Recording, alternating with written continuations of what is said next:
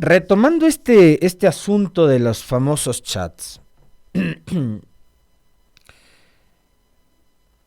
me da la impresión de que, a ver, por cierto, es noticia, ¿no? De ayer que el señor Wilman Terán ha decidido renunciar, cosa que además me parece una jugada bastante inteligente. A ver, el hombre está detenido, no sabemos hasta cuándo y cuándo podrían soltarle además entre jueces y fiscales, pero el hoy ex jefe, ex presidente del Consejo de la Judicatura, ayer en una carta que fue pública, ha decidido renunciar al cargo de presidente del máximo organismo administrativo del sistema judicial y le dice al país que él no tiene ningún tipo de vínculo con este asunto que se está investigando, que es el caso Metástasis y la supuesta relación de el narcotráfico y sectores vinculados con la delincuencia, el crimen organizado y la justicia, y dice que él no tiene nada que ver,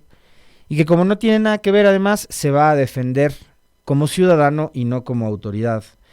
Me parece a mí una decisión y una jugada bastante inteligente, a diferencia de muchos otros casos en los que han intentado aferrarse a estos cargos.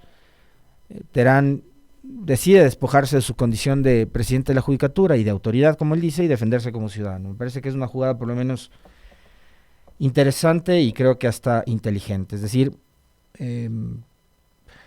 ahora daría la impresión de que, o al menos, digamos, una de las cosas que uno puede creer y pensar desde el punto de vista político de esta acción que ha emprendido la justicia, de que si tenían, digamos, como objetivo primordial y objetivo político bajarse el concurso de jueces, ya no tiene sentido tener a Terán preso, porque ya no se convierte en un obstáculo para suspender justamente el concurso de jueces, ya no es parte de la judicatura, tendrán que ellos buscar los mecanismos, y hay los mecanismos además legales para determinar quién va a ser su reemplazo, etcétera, ¿no?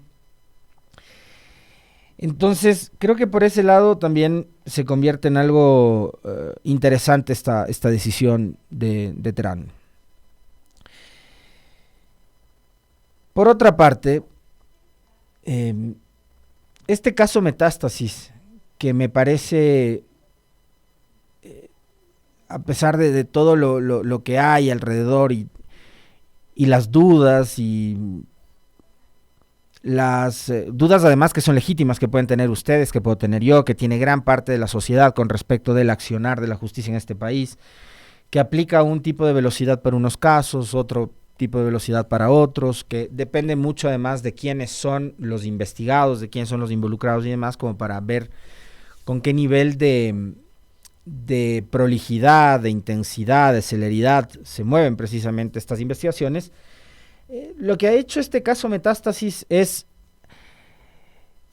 casi que quitarnos la venda de los ojos, pero a los 17, 18 millones de ecuatorianos, no únicamente a un grupo, ¿no?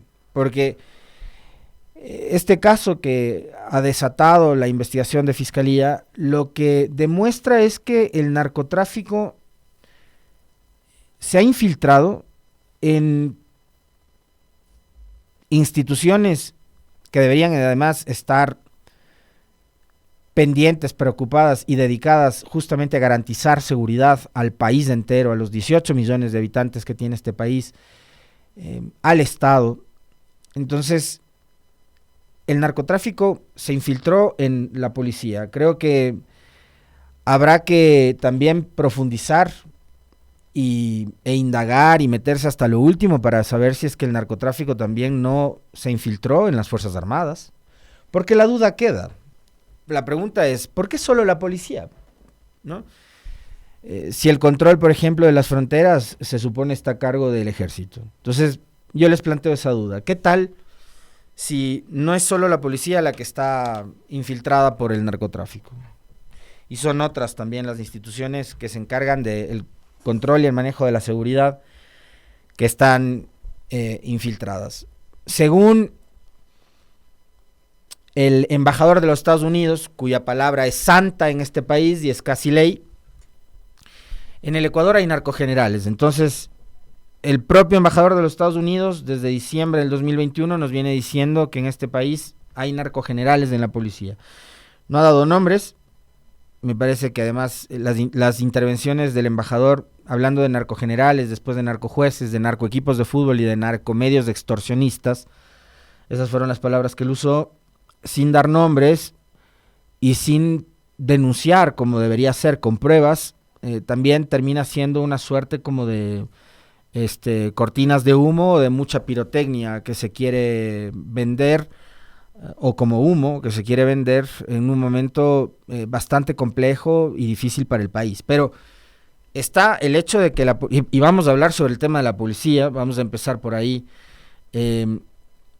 Está el hecho de que la policía está infiltrada. Dejo la duda, ¿no será que el ejército también? Los sistemas de inteligencia del país, los sistemas de inteligencia que tienen que velar y controlar, por ejemplo, la seguridad de todo el territorio, pero además también el control y el manejo de las cárceles, en donde han ocurrido masacres que nos han dejado algo así como 600 privados de libertad, asesinados y de manera brutal, sanguinaria, violenta, deshumanizada, en fin. El, el narcotráfico se infiltró en el Estado. El narcotráfico se ha infiltrado, dice el embajador, en la pasión nacional que es el fútbol, en medios de comunicación que ahora mismo están en entredicho y que, por cierto, ¿no? Acuérdense ustedes cuando en noviembre del año pasado y después durante la famosa consulta popular de Guillermo Lasso, la del 5 de febrero, a este medio de comunicación y a este periodista en particular lo catalogaban como narcoperiodista, ¿no? Y vean ustedes si es que hay algún periodista de Radio Pichincha o si este medio de comunicación o si es que yo estoy metido en el tema de los chats de Norero y no estamos. Ni está la radio, ni estoy yo, ni está ningún otro periodista de este medio. Pero hay periodistas que están en entredicho. Y ojo, para mí el tema de los chats tampoco es que es palabra santa y tampoco es que es la verdad única, y creo que lo que hay que esperar y anhelar como país, sobre todo para que exista un pleno ejercicio de la búsqueda de una verdadera justicia, respetando por supuesto el debido proceso, la presunción de inocencia de absolutamente todos los involucrados en este escándalo. Lo de los chats, ninguno para mí es la última palabra, porque esos chats pueden ser ciertos, como lo advirtió, por ejemplo, el periodista Boscán de la Posta hace unos días, en donde reconoció que la conversación con Norero era real, pero también tenemos la versión de Diego Ordóñez, quien por cierto no está ni investigado, ni procesado, ni llamado a declarar, ni nada por el estilo en esto, en donde también es mencionado porque aparece una conversación suya con el narco Norero, ¿no? Y él dice que es falso. Entonces, por un lado tenemos la declaración del ex funcionario del gobierno de Lasso diciendo que los chats estos que le atribuyen son falsos, y por otro lado tenemos el reconocimiento de Boscán diciendo que la conversación con Norero es real y que la forma de tratarse tan amigable con un narco era porque es este nuevo formato de periodismo de inmersión. En fin, medios de comunicación y periodistas en medio de la polémica, también con el narcotráfico. No nos vengamos a ser los sorprendidos de que el narcotráfico también se haya infiltrado en uno que otro partido político, no solo en uno, sino en varios. Así que no nos hagamos los sorprendidos, digamos, es como que mucho más fácil todavía. Recuerden que Pablo Escobar llegó al Parlamento en Colombia, ¿no? Fue candidato, hizo política, tenía muchos contactos políticos, así que la forma de operar, digamos, ya es conocida por experiencias de países vecinos, en donde pasó hace mucho tiempo algo igual o peor de lo que está pasando ahora en el país. Así que tal vez no nos hagamos los sorprendidos. con respecto de el nivel de infiltración y cómo ha extendido el narcotráfico los tentáculos en este país, incluida la política, incluida seguramente alguna que otra organización política, no será una sola. Está claro que, y hace un momento yo les decía, que el narcotráfico se infiltró en el Estado y acá hubo un gobierno, el gobierno de Lazo, y ya vamos a profundizar sobre eso, que fue absolutamente complaciente con la delincuencia, con el crimen organizado y por supuesto, en el fondo, con el narcotráfico. Hoy a mí me choca el hecho de que gran parte de la opinión pública durante los últimos días se haya centrado con respecto de el chismerío que ha generado estos chats sin ir al fondo del problema, que es la ausencia del Estado a propósito de lo que ha sido una buena parte de la política pública durante los últimos 6 años, que es esta famosa tendencia de recortar el tamaño del Estado, de achicar el tamaño del Estado, de recortar el excesivo gasto público, el tamaño obeso del Estado y no sé qué.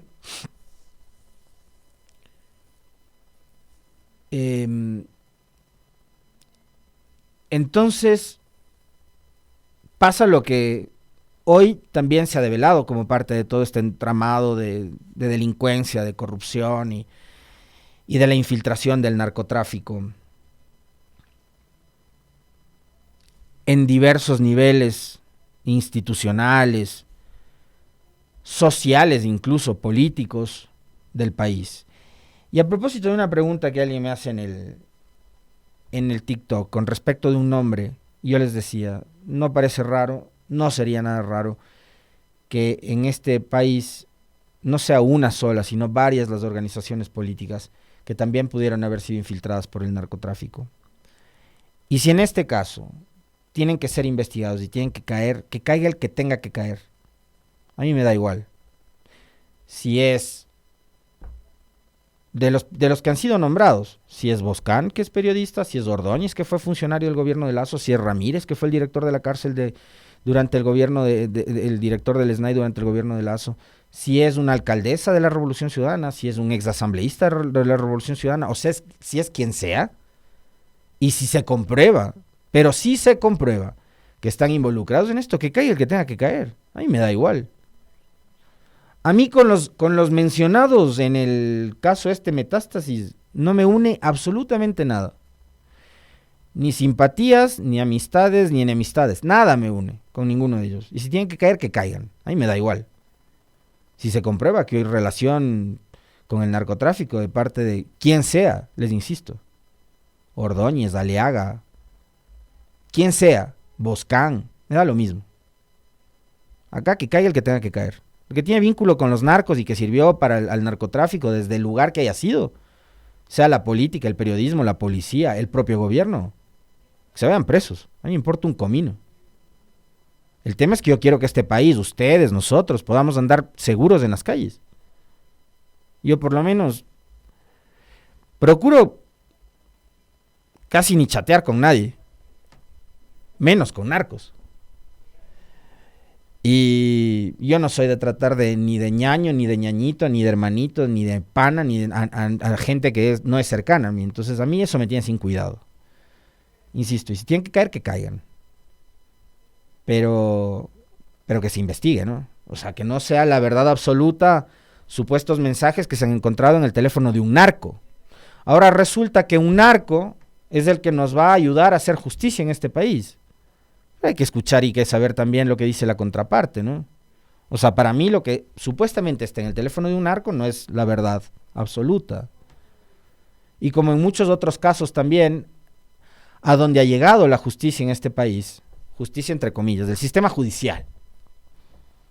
Porque la justicia es una palabra bastante manoseada y manipulada en este país. El sistema judicial tampoco es que ha hecho justicia, porque sabemos que en los últimos años en este país el sistema judicial ha sido utilizado también como una herramienta y un mecanismo para la persecución.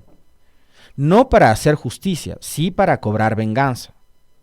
Y esperamos que eso no siga siendo la regla ahora que el sistema judicial nos ha demostrado que el narcotráfico en este país se ha infiltrado en muchos espacios, lo cual sí es absolutamente preocupante. Y sobre eso quiero profundizar, porque una de las tantas cosas que se ha develado ayer, más allá de los chismes, de que si hay o no hay video, de que si era o no era la amante, que cosas que a nosotros no nos importan, hay temas de fondo que nos estarían demostrando a dónde nos llevó la política de la austeridad o el austericidio. Eso de que el Estado ya no se encargue de dar seguridad a la gente a partir de, por ejemplo, dotar de vehículos, de patrulleros, de armas, de equipo, de chalecos, de municiones a la Policía Nacional. Y resulta que ahora han sido los narcotraficantes quienes solventaban los gastos de mantenimiento de las patrullas. Yo quiero compartir con ustedes un reportaje que ayer a mí me espeluznó. Si tuviese cabello como Ramiro Rivera, se me hubiera puesto el pelo de punta. No tengo. Pero me espeluznó. Así que quiero que vean este reportaje. Me parece que es de la cadena Ecuavisa, ¿no, Esteban? Veamos.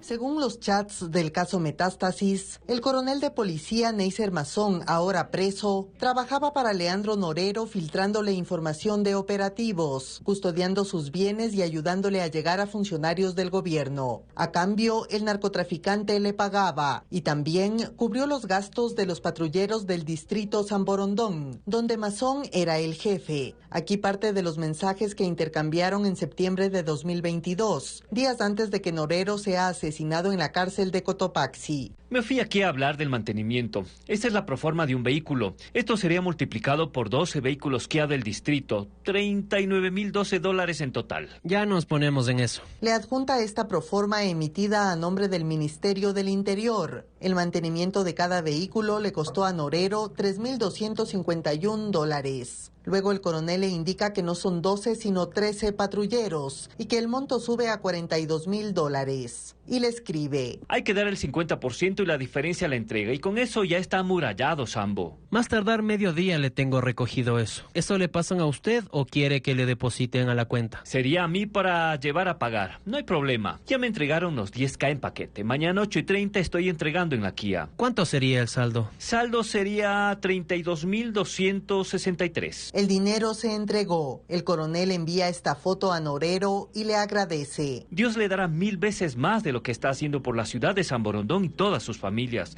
De mi parte, eternamente agradecido. Y aún así me tachan como lo peor. Aún así gentes inventan mi participación en hechos que no pueden comprobar. Luego el coronel le informa cómo se distribuirán los patrulleros y en qué sectores.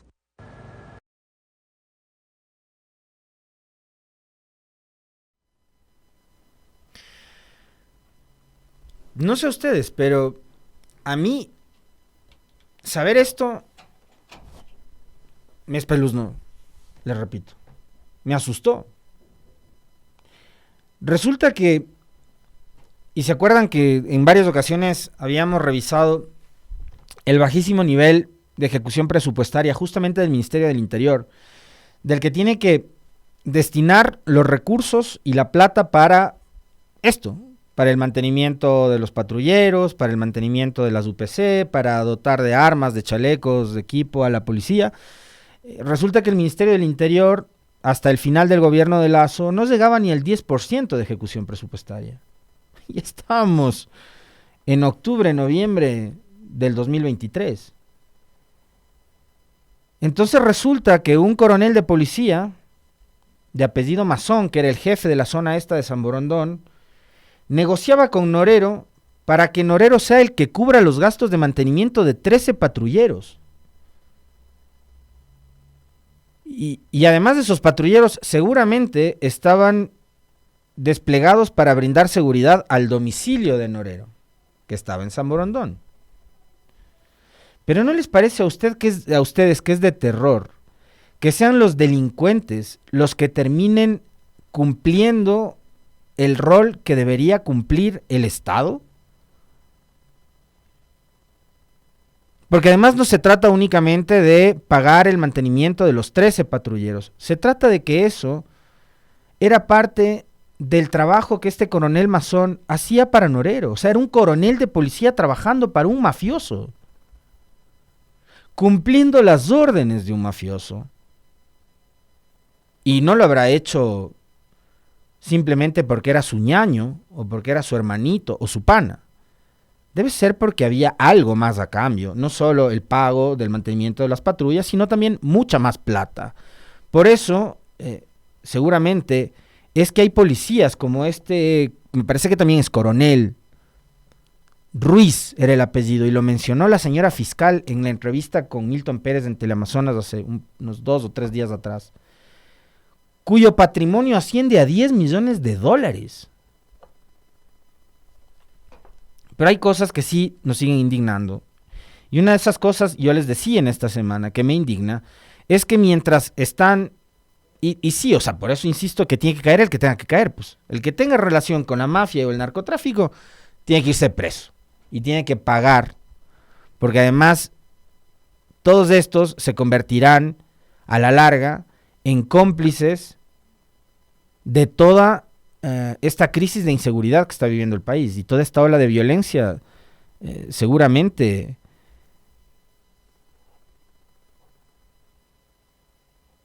es por responsabilidad de toda esta gente. Y ahí están abogados, funcionarios de la judicatura, jueces,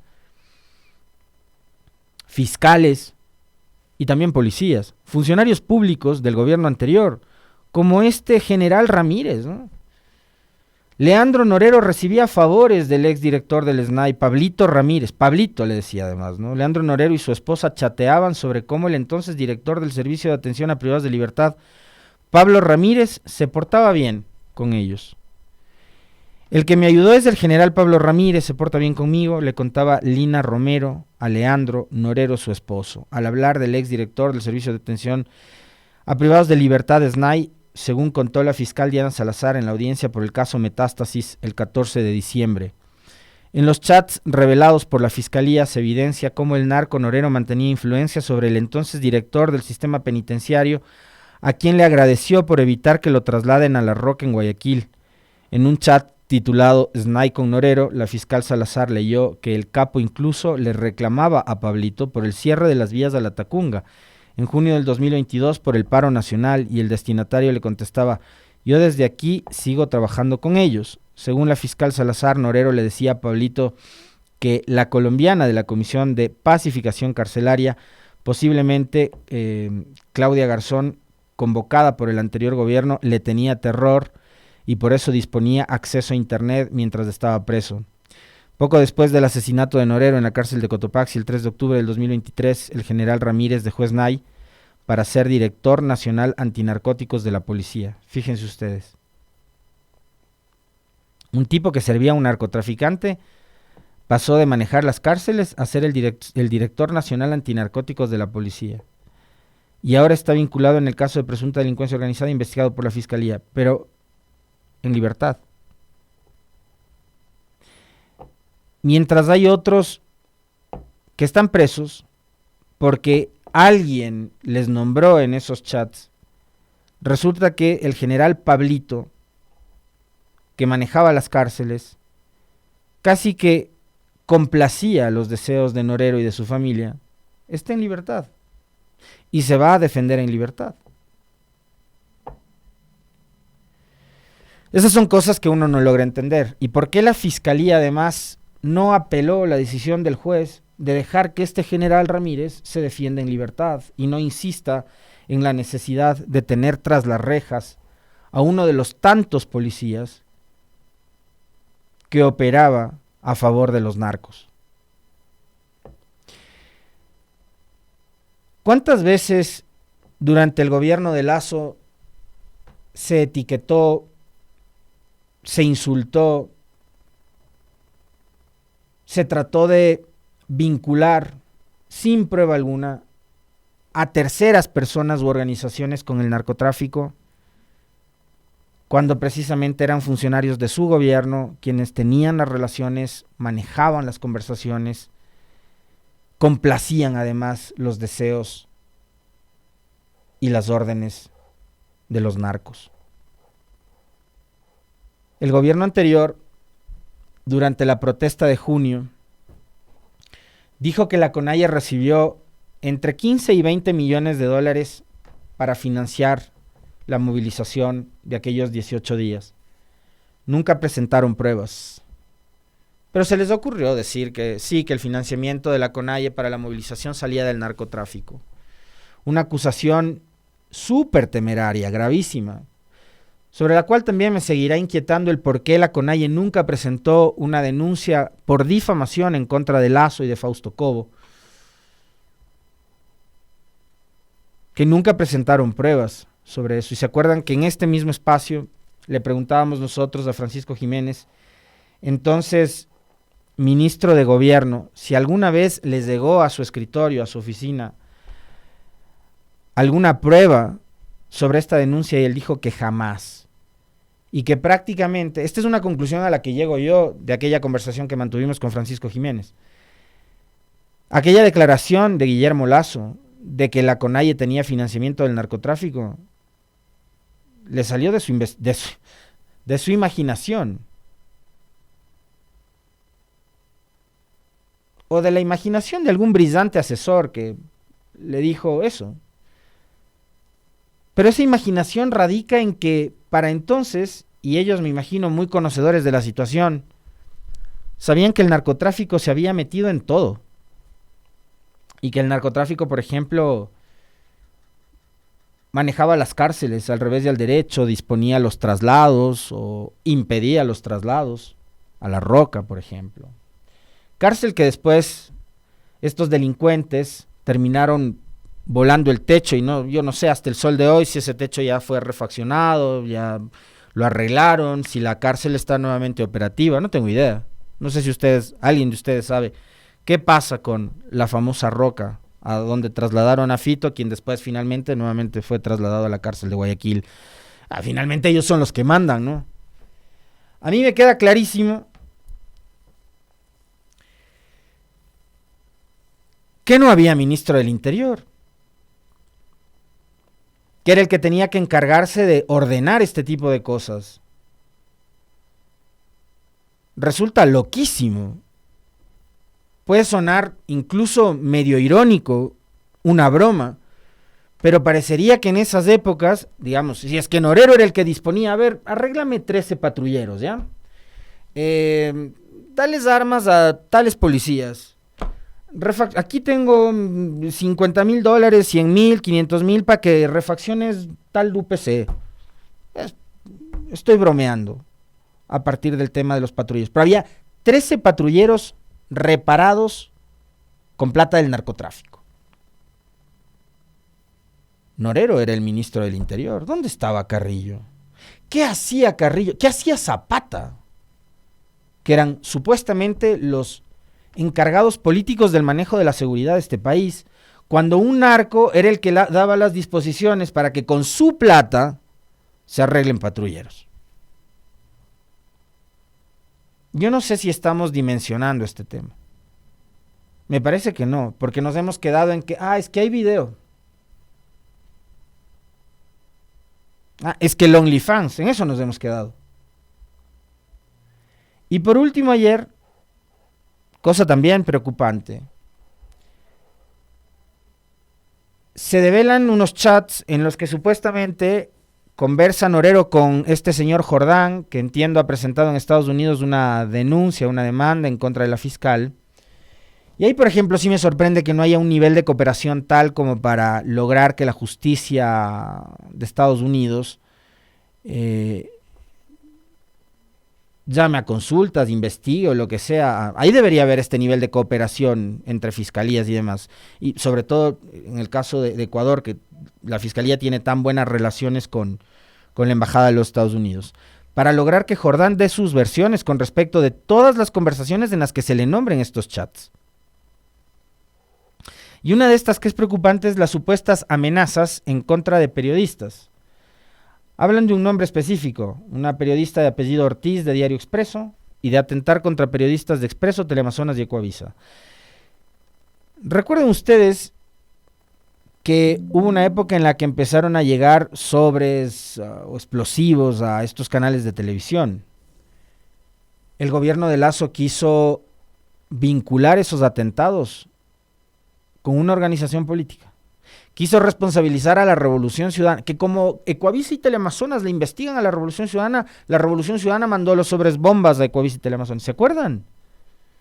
Bueno, yo no estoy diciendo que esos atentados hayan sido responsabilidad de los narcos, porque además ahora mismo no tengo claridad sobre las fechas en las que ocurrieron estos atentados. No sé si fueron posterior a las protestas de junio del año pasado.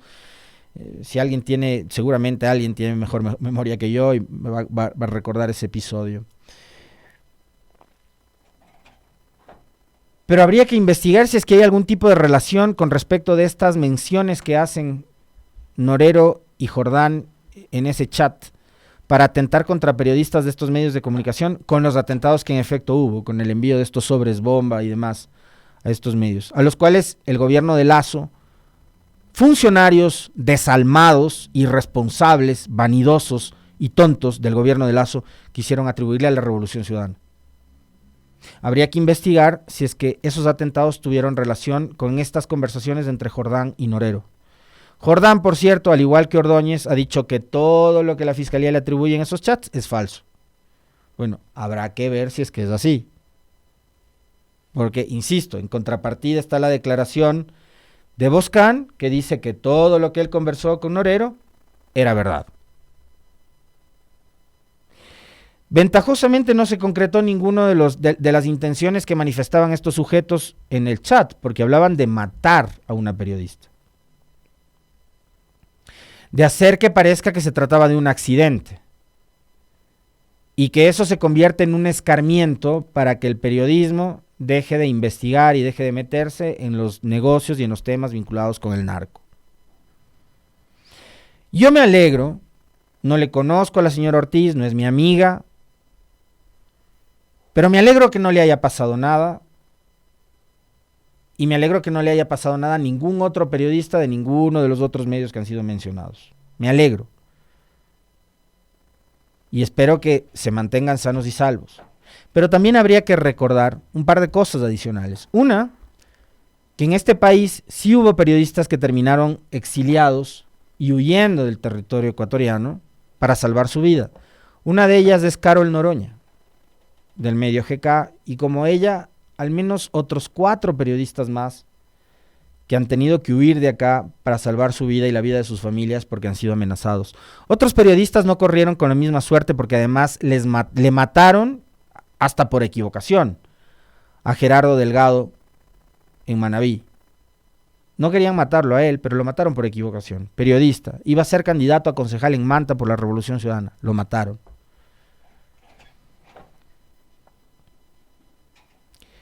Eso por un lado. No hay que olvidarse que si hay periodistas en Ecuador que están en el exilio y que huyeron por las amenazas del narcotráfico y por las amenazas de la delincuencia.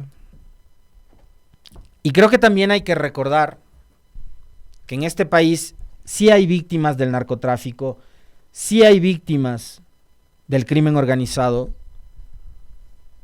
cuyos asesinatos todavía siguen en la impunidad. Hoy estamos 21 de diciembre. Hace 20 días se cumplió un año del asesinato de Santiago Loza, el director de la cárcel del Inca. Yo alguna vez les relaté lo que sucedía alrededor del director de la cárcel, quien además me parece que no llegó ni siquiera a cumplir un mes al frente de la dirección de la cárcel, antes de que lo maten. El hombre había recibido amenazas, El hombre además había reportado esas amenazas a su superior, que era este coronel Rodríguez, Guillermo Rodríguez, que llegó a reemplazar a Pablo Ramírez como director del SNAI, y Guillermo Rodríguez se cruzó de brazos y no hizo absolutamente nada para darle mínimas garantías de seguridad al director de una cárcel tan peligrosa como la del Inca acá en Quito. No hicieron nada, le dejaron a su suerte. ¿Y qué fue lo que pasó con Santiago Power Loza? Bueno, lo asesinaron a plena luz del día, a las 7 de la mañana, cuando él se trasladaba de su casa a su oficina. En un auto común y corriente, nada blindado, sin seguridad, sin custodia, sin guardaespaldas, sin nada. Lo acribillaron a balazos en una de las principales avenidas de este país, como es la Simón Bolívar. Y ese crimen, el crimen del director de la cárcel del Inca, sigue impune. Y yo me imagino que ese, como muchos otros de los 12,000 asesinatos violentos que ha vivido el país en los últimos 2 años, tienen que ver y están relacionados con esta disputa entre bandas, esta infiltración del narcotráfico en todos los niveles en este país. Y hemos tenido que llegar a eso, a soportar 12,000 asesinatos violentos, a que el narcotráfico se haya infiltrado en la policía, se haya infiltrado en la política, se haya infiltrado hasta en los equipos de fútbol, en los medios de comunicación, dice el embajador de los Estados Unidos, tesis que además entiendo es sostenida también por la Fiscalía, para hacer algo. El tema es que ahora, y como ha sucedido en los últimos años en el Ecuador, nos queremos enfocar en lo que políticamente termina siendo útil. Y créanme, a estas alturas ya no estamos para eso. Ahorita lo que se necesita en este país es que exista en serio un remesón de verdad y que a partir de todo lo que se ha descubierto con este caso Metástasis, haya una señal por parte del presidente Noboa y del gobierno para querer no depurar, no sanear, no, fumigar instituciones como la policía y otras más. Y también para replantearnos sobre el rol de, entre otras actividades, como el periodismo en este país. Es un momento de profunda reflexión para el Ecuador. Es un momento de profunda reflexión para todos los niveles, además, de gobierno en este país.